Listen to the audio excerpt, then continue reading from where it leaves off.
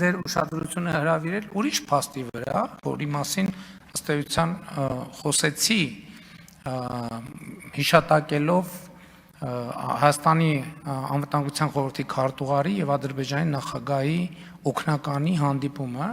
որովհետեւ մենք պետք է մեր իրադրություններին արտաքին աչքով էլ նայենք, որովհետեւ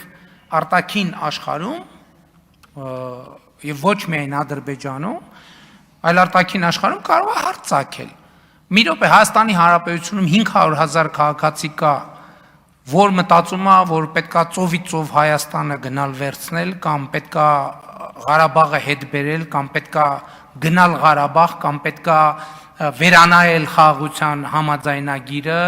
եւ կամ ինչ որ գրած է խաղաղության համաձայնագրի մեջ, ոչինչ մեկը մենք դա չենք անի, 500,000 քաղաքացի կա այդտեղ։ Հասկանում եք, եթե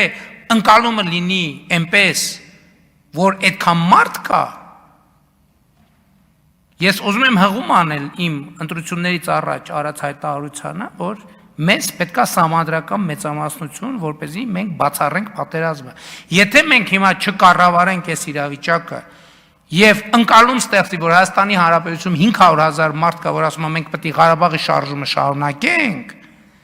եւ պետքա ծովից ծով, այսինքն այդ պատերազմի եռագլուխ կուսակցության գումարն եմ ասում, արձանագրված ձայների։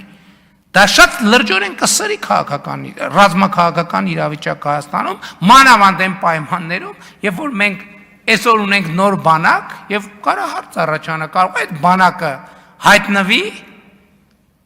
այն մարդկանց ձեռքում, հասկանում եք, ես այս նկատի ունեմ, բայց մենք հո գիտենք իրողությունը, մենք հո գիտենք, որ չկա այդպիսի մարդ, այլ ընտրակաշառք է բաժանվել արտաքին ուժերի օգնությամբ, ովքեր շահագրգռված են, որ տարածաշրջանը պայթի, եւ այո, ընտրակաշառքով կոնկրետ պատերազմի սպառնալիք են ստեղծել։ Ինչն էր անհրաժեշտությունը,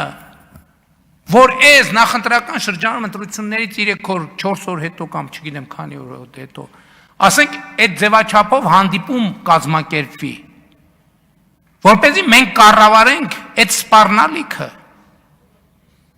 որպեսզի մենք նաև եւ մենք հարության հետ պետքա բան անենք։ Ես էլ եմ ասում, մենք ճանապարհ ենք անցել եւ ես ուղղ ասել եմ։ Մենք Ղարաբաղի շարժումը չպետք է շարունակենք։ Ղարաբաղի դրոշների արկայությունը մեր երկրի խորհրդանում այդ պատերազմի սպառնալիքը։ Ես ասել եմ ուղիղ, ասել եմ այդ խոսույթները, այդ 300,000 ադրբեջանցի եւ մենք ո՞նց ենք փակում, մենք ասում ենք այն էլ չկա, այն էլ չկա։ Երբ որ այս դրոշը մարդիկ դնում են այս սեղանին, նրանք դրանով բացում են, սադրում են այդ խոսակցությունը։ Ու հետո դժվար է որոշել ով առաջինը, ինչ ասեց, ով հետո ոնց ասեց։ Հիմա գնա նայ,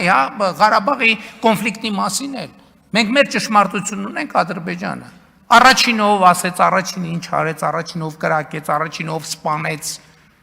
Բայց մենք մեր ճշմարտությունն ունենք եւ հավատում ենք այդ ճշմարտությանը։ Բայց իրանք ճշմարտություն ունեն, որ հավատում են։ Խաղաղությունը սրա մասին է։ Այո, պատերազմի եռագլուխ կուսակցությունը կոնկրետ սպառնալիք է ստեղծել խաղաղության համար, որովհետև ճիշտ է 720,000 քաղաքացի դեր է կանգնել խաղաղությանը, բայց հիմա նայում են թվերին, ասում են ոնց 500,000 մոտ քաղաքացի քվեարկել է բանի օգտին, որ գնում ենք Ղարաբաղը հետ բերենք, մի րոպե, բայց մենք հիմա ինչով ենք հիմնավորում նաև որ դա հիմնավորում ենք նաև ի հեճուկս են փաստի, որ հրապարակ ասում են, որ մեր ձայները գողացել են, հրապարակները դատարկ են, որ 2 հոգի մարդ կա հրապարակում։ Ոնց կարա 500,000 մարդու, այսինքն 500,000 այդ ֆիքսվածն է, ոնց կարա 600-700,000 մարդու ձայնը կեղծված լինի եւ հրապարակը լինի դատարկ, եւ ազգային ժողովը լինի դատարկ։